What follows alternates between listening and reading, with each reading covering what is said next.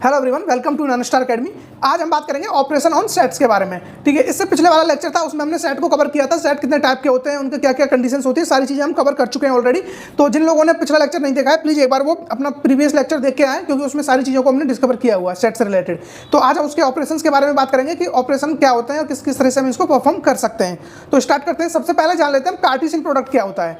ठीक है, Cartesian product के बारे में देखो। The Cartesian product of A and B is the ordered pair A comma B. ये कुछ नहीं होता है, बस आपको दो जो भी आपके पास सेट्स दिए हुए हैं उनका एक ऑर्डर्ड पेयर्स होता है उनके एलिमेंट्स के साथ। और किस तरीके से होता है वो मैं आपको यहाँ पे बता देता हूँ। सपोज करो आपको यहाँ पे एक सेट दिया हुआ है 1,2, इसके अंदर एलिमेंट है। अगेन आपके पास एक सेट दिया हुआ है बी, यहाँ पे एलिमेंट्स है इसके अंदर ए कॉमा स्मॉल बी। ठीक है, तो इस तरीके से आपको दो सेट दिए हुए हैं। यदि आपसे इसका कार्टेशियन प्रोडक्ट निकालने को कहा जाए तो ए क्रॉस बी कार्टेशियन प्रोडक्ट होगा इसका। यहाँ पे आप इस तरीके से इसका दोनों का एक सेट बनाओगे। ठीक है, जो भी ऑर्डर पेयर्स बनेंगे उनका एक सेट बनाना है हमको। अब क्या क्या पेयर बन सकते हैं यहाँ पे देखिए। सबसे पहले हम पेयर बनाए 1 के साथ, तो यहाँ पे 1, A एक पेयर हो गया। इसी तरह से 1, B। अब हम बनाए 2 के साथ 2, A एंड 2, B। इस तरीके से हम पेयर्स बना सकते हैं। अब इनका जो ये सेट बन जाएगा पूरा, इसी को बोलते हैं कार्टेशियन प्रोडक्ट। आई थिंक आपको अब समझ में आ गया होगा। यदि हम बात करें बी क्रॉस ए की, तो बी क्रॉस ए के साथ बनाए तो अब यहाँ पे पहले बी का एलिमेंट लिया जाएगा। ठीक है, इस तरीके से A,1 एंड यहाँ पे A,2 और यहाँ पे बात करें हम B,1 एंड B,2 इस तरीके से। ठीक है, ये हो गया B क्रॉस A। अब आपको एक चीज़ याद रखनी होगी, यहाँ पे आप ये नहीं बोल सकते कि A cross B is equal to B cross A। यहाँ पे ऑलवेज आप बोलोगे A cross B not is equal to B cross A। ठीक है, अब वो अगर जो एलिमेंट सेम हुए बिल्कुल दोनों साइड तो हो सकता है। इन जनरल बात करें हम तो ये कभी भी इक्वल नहीं हो सकते। ठीक है, ए क्रॉस बी अलग चीज़ है, बी क्रॉस ए अलग चीज़ है अपने आप में। तो आपको अब ये याद रखना होगा, यदि आपको 1, A लिखा हुआ है तो आप उसको A,1 नहीं बोल सकते। ओके, तो ये कार्टेशियन ऑफ प्रोडक्ट्स है। ठीक है, ये आपको समझ में आ गया होगा। अब आगे बढ़ते हैं। देखिए एक एग्जाम्पल दिया हुआ है, यहाँ पे मैंने 3 सेट लिए हुए हैं। ठीक है, A, B, C, इनका मुझे क्रॉस प्रोडक्ट निकालना है, यानी कि कार्टेशियन प्रोडक्ट। तो अब 3 ले लो 2 ले लो, उससे कोई फर्क नहीं पड़ता है। यहाँ पे आप 3 का पेयर दिखा दोगे। देखो जो सेट ए था उसके अंदर था 0,1, बी के अंदर 1,2, सी के अंदर 0, 1, 2। अब देखिए ए क्रॉस बी क्रॉस सी, तो यहाँ पे सबसे पहले आप सेट ए का एलिमेंट ले लिया 0, यहाँ पे अगेन एक एलिमेंट इसका ले लिया बी का 1 और एक एलिमेंट ले लिया अगेन सी का 0, तो ये बन गया 0, 1, 0। ठीक है, इसी तरीके से अब आप लोग यहाँ पे ये वाला 0 का बनाओ, इसके साथ आपको बारी बारी से सबके साथ बनाना। ठीक है, जैसे अब यहाँ पे लिया, देखो ये 0 ले लिया, यहाँ से अगेन 1 लिया और यहाँ पे इसका 1 बना दिया। ठीक है, तो ये बन गया 0, 1, 1। इसी तरह से 0, 1, 2 आप अब यहाँ पे आसानी से बना लोगे। आपको पहले एक को टारगेट कर लेना, इसको आपने फिक्स कर लिया तो इसका पहले आप इनके साथ बनाओ 0, 1, 0, 0, 1, 1, 0, 1, 2। इसी तरीके से फिर 0, 1 इसका साथ हो गया। अब 0 का 2 के साथ आ जाओ, 0, 2, 0, 0, 2, 1, यहाँ पे 0, 2, 2, 0, 2, 2 यहाँ तक पहुँच गए हम। ठीक है, तो अब इसी तरह से बात करें, अब ये 0 का हो गया 1 के साथ बनाते हैं 1,1। ठीक है, 1, 1, 0, 1, 1, 2। इस तरीके से अब आप यहाँ पे आप बनाते चले जाओगे 1, 1, 1। ये सब क्या है आपके जितने भी यहाँ पे बनेंगे, यहाँ पे पेयर्स बनेंगे, वो आप यहाँ पे अंदर इसके जो भी करली ब्रेसेस उसके अंदर लिख दोगे और वही क्या हो जाएगा, इनका कार्टेशियन प्रोडक्ट हो जाएगा। ठीक है, आई होप आपको अभी आसानी से समझ में आ गया होगा। कार्टेशियन प्रोडक्ट की काफ़ी ज़्यादा जरूरत पड़ती है, इसीलिए ये मैंने आपको पहले ही बता दिया है। ठीक है, ये होगा कार्टेशियन प्रोडक्ट। अब बात करें नेक्स्ट हम कि ग्राफिकल रिप्रेजेंटेशन क्या होता है किसी सेट का। ठीक है, ग्राफिकल रिप्रेजेंटेशन ये हमको एक जॉन वेन नाम का जो भी मैथमेटिशियन थे उन्होंने दिया था। ये कब दिया था? 1881 में। ठीक है, ये कुछ नहीं होता, एकदम सिंपल है। आपको एक बस जो भी है जो ग्राफिकल रिप्रेजेंटेशन है, ये सिंपली एक आपको रेक्टेंगल के अंदर दिखाना होता है। इस तरीके से आप एक रेक्टेंगल बना लो और जो ये रेक्टेंगल होता है ये होता है यूनिवर्सल सेट। ठीक है, यूनिवर्सल सेट अब आप अच्छे से जान चुके हो, मैंने आपको ऑलरेडी बता दिया। यूनिवर्सल सेट वो सेट होता है जिसके अंदर सारे सेट अवेलेबल हों। आपको जितने भी सेट दिए हुए हैं उन सेट्स के सारे एलिमेंट आपके उस यूनिवर्सल सेट के अंदर होंगे। ठीक है, देखो in Venn diagram the universal set U which contains all the objects बोलो, एलिमेंट्स बोलो, अंडर यहाँ पे consideration is represented by a rectangle. इनको हम एक रेक्टेंगल के थ्रू दिखा देते हैं। मैं आपको दिखा देता हूँ। नेक्स्ट देखिए, इसको हम एक रेक्टेंगल के अंदर इस तरीके से दिखाते हैं। ये आपका कोई एक रेक्टेंगल है। ठीक है, इसके अंदर आपको कोई भी एक सेट बना लिया, सेट को आप यहाँ पे सर्किल के फॉर्म में दिखाओगे। सपोज करो कोई सेट ए है और इसको बोलते हैं हम, ये है अपना यूनिवर्सल सेट। ठीक है, तो ये एक रिप्रेजेंटेशन, बस इसको जो भी आपका सेट है उसको दिखा दो इसके अंदर और यूनिवर्सल सेट को आप बनाओगे एक रेक्टेंगल के थ्रू। ठीक है, अब बात करें इसके सेट ऑन ऑपरेशन, जो अपना मेन टॉपिक था। तो हम किस किस के ऊपर ऑपरेशन करने वाले हैं? एक हो गया यूनियन, सेट के ऊपर हम यूनियन लगा के देखेंगे, इंटरसेक्शन, फिर उसके बाद सेट के हम जो भी डिफरेंस क्या किस तरह से निकालते हैं और उसके बाद कॉम्प्लीमेंट। ये 4 टॉपिक हमको इसमें कवर करने होंगे। ठीक है, तो सबसे पहले बात करें यूनियन ऑफ सेट की। तो यूनियन ऑफ सेट कुछ नहीं है, आप सिंपली ये समझो बस कि आपको जब भी 2 सेट दिए हुए हैं या 3 जितने भी सेट दिए हुए हों, सपोज करो आपको ये दिया हुआ है A, B, C। अगेन आपको एक बी सेट दिया हुआ है, CDEF, ओके, ये आपको 2 सेट दिए हुए हैं। यदि आपसे बात करें A यूनियन B, तो A यूनियन B सबसे पहले बता दूं उसका रिप्रेजेंटेशन क्या, इसको हम इस तरीके से U के थ्रू दिखाते हैं, हम इस तरीके से A यूनियन B, इस तरीके से A यूनियन B की बात करें तो इसका जो फाइनल आंसर निकल के आता है वो जितने भी आपके एलिमेंट्स A के अंदर हैं ये प्लस जितने भी B के एलिमेंट है, लेकिन वो रिपीट नहीं होने चाहिए। तो इस तरीके से हम यदि लिखते हैं सारे एलिमेंट्स को तो वो अपना वो यूनियन होता है, जैसे A B C, तो यहाँ से आपने A, B, C, ठीक है। अब ये C एलिमेंट यहाँ पे रिपीट हो रहा है, इसको नहीं लेंगे हम, D E F, ये अपना बन गया A यूनियन B, क्योंकि अब देखिए यहाँ पे सारे एलिमेंट कवर हो चुके हैं A B, यानी कि एक भी एलिमेंट ऐसा नहीं होना चाहिए जो A यूनियन B के अंदर ना हो और वो A या B के अंदर हो, ऐसा कभी नहीं होगा। A और B के अंदर जितने भी एलिमेंट्स हैं वो सभी के सभी A यूनियन B के अंदर होने चाहिए, ठीक है। The union of the set A and B is the set that contains those elements that are either in A और इन B, या फिर इन बोथ, या तो वो दोनों के अंदर हो या A के अंदर हो या B के अंदर हो, वो सारे एलिमेंट आपके A यूनियन B के अंदर आ जाते हैं, ठीक है। आई होप आपको भी आसानी से समझ में आ गया होगा। अब बात करें इसका और रिप्रेजेंटेटिव, देखिए यहाँ पे सिंपली लिखा हुआ है A यूनियन B क्या होता है, X सच दैट X, अब यहाँ पे जो X है ये क्या है, ये बिलोंग्स कर रहा है A को। अब A को या तो X A को बिलोंग कर रहा है, या फिर और का मतलब यहाँ पे हम ये वाला और ऑपरेशन लगा रहे हैं, ठीक है। आपने ये लॉजिक गेट वगैरह में भी पढ़ा होगा, तो यहाँ पे भी सेम मतलब यही है जो वहाँ पे एंड और का मतलब होता है। एंड का मतलब क्या होता था वहाँ पे, जब आपकी कंडीशन यानी कि 1,1 दोनों ट्रू होती थी एंड के अंदर, तब ट्रू होता है। लेकिन हम बात करें और की, तो और के अंदर आपका कोई भी एक 1 हो जाए तो आपका जो फाइनल आंसर है वो क्या 1 आ जाता है। आपका 0 1 तब भी 1 होगा, ठीक है, 1 0 तब भी 1 होगा, एंड 1 1 तब भी 1 होगा यदि हम और की बात करें। और एंड की बात करें, एंड के लिए आपको दोनों को 1 होगा तभी ये 1 हो सकता है, अदरवाइज ये 1 नहीं होगा, ठीक है। ये है एंड और की बात बस।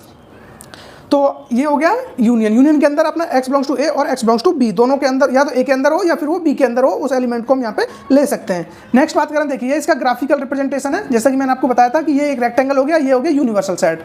अब बात करें A यूनियन B की, तो A यूनियन B जितना भी आपको ये येलो पार्ट दिख रहा है ये वाला, ये टोटल A यूनियन B है, क्योंकि मैंने अभी बताया था या तो वो A के अंदर हो या B के अंदर हो या फिर दोनों के अंदर हो। तो यहाँ पे देखो ये इसको आप ए कंसीडर कर रहे हो, ये ए है तो ए के अंदर ये वाला पूरा पोर्शन आ गया, बी वाला पोर्शन आ गया, और ये दोनों का जो पोर्शन है ये भी इसके अंदर इंक्लूड है, इसको बोलते हैं ए यूनियन बी। अब आप इसको एग्जांपल के थ्रू समझ लो। देखिए कोई सेट दिया हुआ है आपको, ए इज इक्वल टू 1 2 3, ठीक है, बी इज इक्वल टू दिया हुआ है आपको 3 4 5।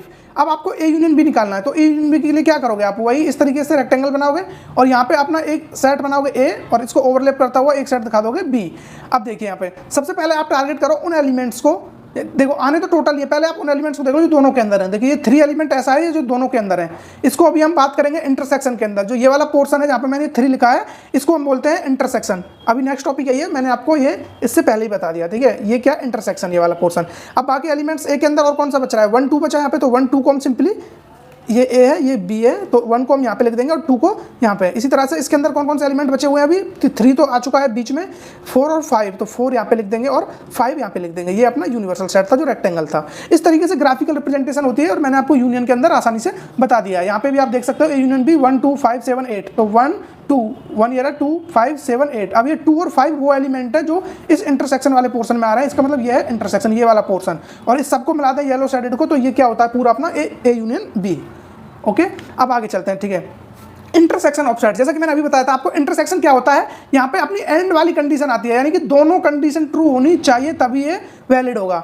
देखिए the intersection of set A and B is the set containing those elements in both A and B, दोनों के अंदर वो एलिमेंट उपस्थित होना चाहिए। और जो इसको रिप्रेजेंट करने का तरीका है वो है इस तरीके से, उल्टा यू बना दो ए इंटरसेक्शन बी, ये इसको रिप्रेजेंट करने का तरीका है। एक एग्जाम्पल ले लेते हैं, देखिए ए इज इक्वल टू दिया हुआ है, यहाँ पे एक एग्जाम्पल इस तरीके से ले लेता हूँ मैं, आपको एज इक्वल टू दिया हुआ है 1 2 5, ओके, एंड बी दिया हुआ है आपको 2 5 6। तो यदि आपसे वो बात करें ए इंटरसेक्शन बी की, तो वो क्या होगा, जो एलिमेंट दोनों के अंदर है, क्या 1 दोनों के अंदर है, नहीं, तो इसको हम नहीं ले सकते। 2 इसके अंदर, इसके दोनों के अंदर है तो 2 को कंसीडर कर सकते हैं, एंड 5 भी दोनों के अंदर है तो ये 5 आ गया, इसके अलावा कोई एलिमेंट नहीं आएगा, इसी को बोलते हैं A intersection B. I hope आपको भी ये समझ में आ गया होगा। अब इसको देख लेते हैं ग्राफिकल रिप्रेजेंटेशन क्या होती है इसकी।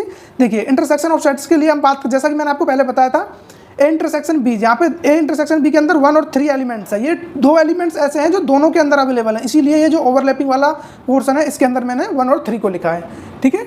अब यदि बात करें ये जो बचा हुआ पोर्शन है, ये बी का बचा हुआ पोर्शन, इसको हम बोलते हैं बी माइनस ए, देखिए मैं आपको नेक्स्ट जो चीज़ आने वाली होती है उनको पहले बता देता हूँ। इसको बोलेंगे हम, जो ये वाला पोर्शन बचा हुआ है इसको बोलेंगे a minus B. A minus B क्यों बोल रहे हैं इसको, क्योंकि देखिए ये a का वो पोर्शन है जिसके अंदर से हम, जो इस वाले पोर्शन की बात कर रहा हूँ मैं, इसको मैं एक ब्लू कलर से सेट कर देता हूँ।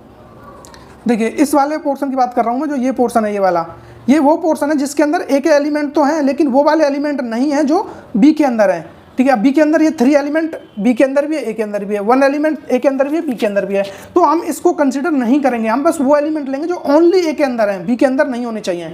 तो उसको बोलते हैं हम ए माइनस बी। और बी माइनस ए की बात करें तो बी माइनस ए वो होता है जिसके अंदर बी के एलिमेंट्स हों। ठीक है, बी के वो एलिमेंट्स जो ए के अंदर ना हो। अब बी के वो एलिमेंट्स 9 और 12 कौन से एलिमेंट है जो ए के अंदर नहीं है। क्या आपको ए के अंदर, पूरे ए के अंदर ही मतलब ये 9 और 12 दिख रहा है? नहीं। लेकिन हम बात करें 1 और 3 की, 1 और 3 बी के एलिमेंट हैं बट वो ए के भी एलिमेंट है, इसलिए हम इनको नेगलेक्ट कर देंगे। इसीलिए हमारा जो बी माइनस ए है वो क्या हो जाएगा अपना, ओनली ये वाले एलिमेंट 9 और 12। आई होप आपको भी ये समझ में आ गया होगा। और a माइनस बी की बात करें तो यहाँ पे 2, 4 और 5 ये हो गए a माइनस बी। ठीक है, अब मैंने आपका ये जो भी माइनस वाली कंडीशन थी डिफरेंस वाली, वो भी आपको मैंने ऑलरेडी बता दिया। ठीक है, तो अब यहाँ पे वही चीज़ें same, it denoted by a minus B. A minus B का मतलब हो गया x such that x belongs to a and x not belongs to b। जो एलिमेंट है x अपना वो a के अंदर तो होना चाहिए लेकिन वो b के अंदर नहीं होना चाहिए। और ये दोनों कंडीशन जब वैलिड होंगी, देखिए अंदर बीच में एंड लगा हुआ है, एंड का मतलब है कि दोनों ट्रू होनी चाहिए। जब ये दोनों ट्रू होंगी तभी हम बोलेंगे कि ये a माइनस बी है। ओके, इसी तरीके से हम बात करें बी माइनस ए की, उसके लिए भी सेम कंडीशन। अब देखिए एक एग्जांपल लिया है मैंने यहाँ पे, if A is equal to 10, 11, 12, 13 और बी इज इक्वल टू 13, 14, 15। अब ए माइनस बी की बात करें हम यहाँ पे, तो ए माइनस बी के अंदर मैंने बताया था ए के अंदर वो एलिमेंट जो बी के अंदर नहीं है। अब पहले बी ए के अंदर तो ये एलिमेंट्स हैं, अब क्या ये बी के अंदर हैं? देखिए 13 ऐसा एलिमेंट है जो बी के अंदर भी है, तो इस एलिमेंट को हम यहाँ पे नहीं लेंगे। तो ए माइनस बी क्या बचा अपना, 10, 11, 12। तो ए माइनस बी हो गया 10, 11, 12। इसी तरह से बी माइनस ए की बात करें, बी माइनस ए के अंदर वो एलिमेंट आएंगे जो बी के अंदर तो हैं लेकिन वो ए के अंदर नहीं होने चाहिए। अब देखिए 13 ऐसा एलिमेंट है जो बी के अंदर भी है और ए के अंदर भी है, जबकि हमको वो एलिमेंट चाहिए जो ए के अंदर नहीं होने चाहिए, तो इसको हम हटा देंगे और ये आ गया अपना 14 और 15। आई होप आपको भी समझ में आ गया होगा। और हम इसीलिए यहाँ पे बोल सकते हैं जो a माइनस बी है वो not is equal to B minus A. Okay, ये बात मैंने आपको पहले बता दी है। देखिए एक और एग्जांपल है, यहाँ पे मैं चीज़ों को एक साथ बता देता हूँ सबको। a इज इक्वल टू 3, 5, 7 दिया हुआ है, b is equal to 2, 3, 5 and a minus B की बात करें तो a माइनस बी आपका वो एलिमेंट होगा जो a के अंदर है, b के अंदर नहीं होना चाहिए। तो a के अंदर कौन सा एलिमेंट है, 7 है, 3 है, 5 है, लेकिन 3, 5 ऐसे एलिमेंट है जो बी के अंदर भी आ रहे हैं, तो इसीलिए हम इसको छोड़ देंगे और ओनली जो 7 एलिमेंट है वो आएगा a माइनस बी के अंदर, ये वाला। यदि बात करें बी माइनस ए की तो बी माइनस ए में वो एलिमेंट आएंगे जो बी के अंदर है, ए के अंदर नहीं होने चाहिए। अब ये जो एलिमेंट है अगेन ये ए के अंदर है तो इनको हम छोड़ देंगे और ओनली जो 2 है वो आएगा ए माइनस बी माइनस ए के अंदर, सॉरी बी माइनस ए के अंदर। अब बात करें ए की, ए तो एलिमेंट पूरा दिया हुआ है बस, और ए इंटरसेक्शन बी, तो जो ये 3 और 5 है इसी को बोलते हैं हम ए इंटरसेक्शन बी। ये क्या हो गया, ए इंटरसेक्शन बी। ओके, और ये जो खाली अपना ब्लैंक पड़ा हुआ है इसी को बोलते हैं यूनिवर्सल सेट, इसके अंदर सारे आते हैं। अब बात करूँ कॉम्प्लीमेंट की, ठीक है, इसी के अंदर मैं कॉम्प्लीमेंट को भी डिस्कवर कर देता हूँ। कॉम्प्लीमेंट सेट वो होता है, देखिए कॉम्प्लीमेंट में क्या होता है, ये ए है ये बी है, ये पूरे जितनी भी इनके अंदर ऑपरेशंस हो रही हैं, A union B, intersection B, जो चीज़ें हो रही हैं उनके अलावा अब जो भी यू के अंदर बचा हुआ है इसको बोलते हैं कॉम्प्लीमेंट। ठीक है, इसको आप ए बार या ए डैश, ए कैप किसी से भी डिनोट कर सकते हो। ओके, आई होप आपको भी आसानी से समझ में आ गया होगा। अब देखिए और आगे बढ़ते हैं। कॉम्प्लीमेंट ऑफ ए सेट, वही चीज़ें मैंने जैसा कि बता दिया था, इसको हम लिख सकते हैं denoted by A bar is the complement of A with respect to universal, यानी यू के रेस्पेक्ट में देखते हैं इसको हम। In other words the complement of the set of A is U minus ए।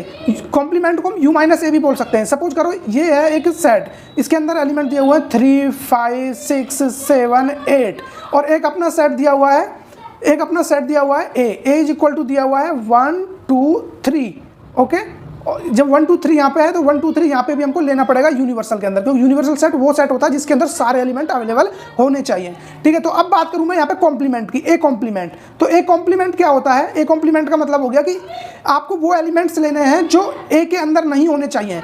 ए के अंदर कौन कौन से एलिमेंट नहीं है, देखिए 1, 2, 3 को हटा दो यहाँ से, 5, 6, 7, 8, तो यहाँ पे हम ले लेंगे 5, 6, 7, 8। ये वो एलिमेंट है जो ए के अंदर नहीं है लेकिन यू के अंदर है, इसीलिए हम बोल सकते हैं जो ए कॉम्प्लीमेंट है वो हो जाता है you minus A. I hope आपको अब समझ में आ गया होगा। इससे प्रीवियस वाले में बात करें, जैसे मैंने आपको यहाँ पे समझाया था, अभी यहाँ पे क्या कंडीशन थी, यहाँ पे आपके लिए कोई सेट जो भी एलिमेंट है कोई बचा ही नहीं था, सब कुछ यहीं पे आ गया था ऑलरेडी। ओके, आई होप आपको अभी आसानी से समझ में आ गया होगा। अब बात करें डिसजॉइंट सेट की, ठीक है। डिसजॉइंट सेट कुछ नहीं है, सपोज करो आपको कोई भी दो सेट दिए हुए हैं, उसका यदि हम इंटरसेक्शन लें और इंटरसेक्शन लेने के बाद कुछ भी नहीं बचता है, ठीक है, कुछ नहीं बचेगा, उसको बोलते हैं डिसजॉइंट सेट। तो अब ये ए और बी कैसे हैं आपस में, ये डिसजॉइंट है, ठीक है। डिसजॉइंट मतलब जॉइंट नहीं हो पा रहे हैं, डिसजॉइंट बस सिंपल। देखिए यहाँ पे ये जॉइंट दिख रहे हैं आपको, ये एक सेट बी है, ये सेट ए है, ठीक है। अब जो बी और ए सेट है ये आपस में ओवरलैप नहीं कर रहे, इनके अंदर कोई भी एलिमेंट ऐसा नहीं है जो इन दोनों को आपस में कनेक्ट कर रहा हो। देखिए ये बिल्कुल सेपरेट है, सपोज करो इसके अंदर 1,2 एलिमेंट है, तो इसके अंदर कुछ अलग ही एलिमेंट रह रहे होंगे, मान लो 4, 5, 6,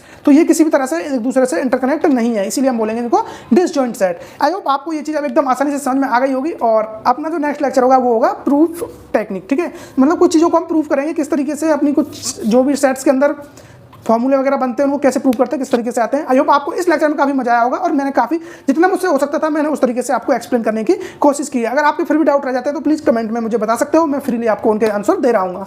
और मुझे आप व्हाट्सएप पे भी कॉन्टैक्ट कर सकते हो, कॉन्टैक्ट नंबर 9983219978। प्लीज़ इस पर कॉल वगैरह ना करें, ओनली व्हाट्सएप पे आप अपने क्वेश्चन वगैरह मैसेज कर सकते हो और उनके आपको विद इन 24 आवर या विद इन 12 आवर्स में आपको आंसर मिल रहे होंगे, ठीक है। मैं कोशिश करूंगा पूरे आंसर देने की, फिर भी थोड़ा डिले हो जाता है तो उसके लिए सॉरी। और आप इस पर व्हाट्सअप कर सकते हो, बाकी जो भी आईडी वगैरह मैं सब कुछ लिंक डाल दूंगा डिस्क्रिप्शन में, तो वहाँ पे भी आप मुझे क्वेश्चन वगैरह दे सकते हो, ठीक है। आई होप आपको काफ़ी मजा आया होगा और मिलते हैं ऐसे किसी इंटरेस्टिंग टॉपिक के साथ। Till then keep learning and keep exploring.